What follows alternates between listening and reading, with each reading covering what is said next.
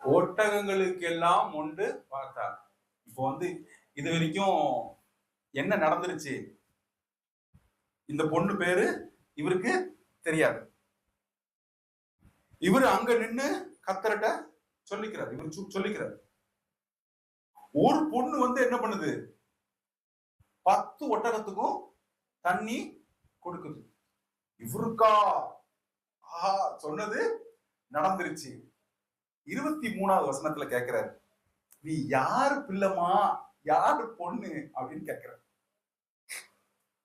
இந்த இடத்துலதான் தேவனுடைய இந்த இடத்துல என்ன வெளிப்படுது? தேவனுடைய பராக்கிரமும் அவருடைய ஞானமும் அவருடைய அதாவது விவரிக்க முடியாத ஒரு பாட்டு உண்டு இல்ல, அந்த பாட்டு பாடுங்க. இந்த பாட்டு பாடலாம். பாடுங்க பாடுங்க, ஏதாவது சேர்ந்து பாடுங்க. சரி.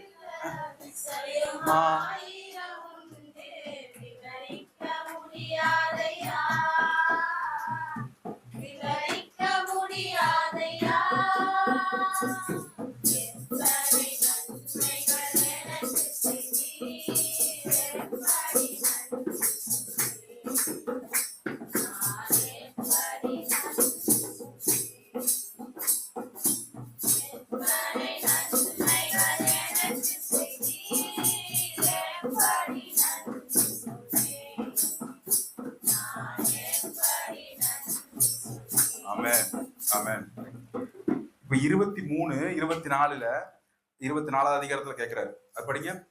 நீ நீ யாருடைய மகள்?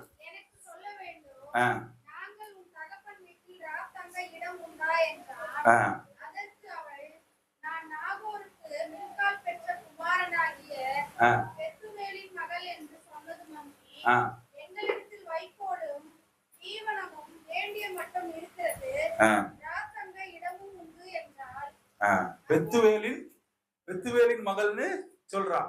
ஆபிரகாமுக்கு என்ன சொல்லப்பட்டது? ஆபிரகாமுக்கு சொல்லப்பட்டது 22வது அதிகாரம் 20வது வசனத்துல ஆபிரகாமுக்கு என்ன சொல்லப்பட்டது? பெத்துவேலின் மகள் சொல்லப்பட்டது. புரியுதா? இவர் போய் என்ன பண்ணிருக்கவே முடியாது. கரெக்டா அந்த பொண்ண, இது என்ன, எப்படிப்பட்ட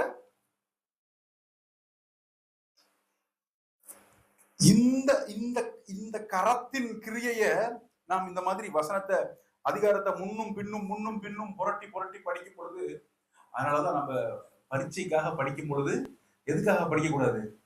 பரீட்சைக்காக படிக்க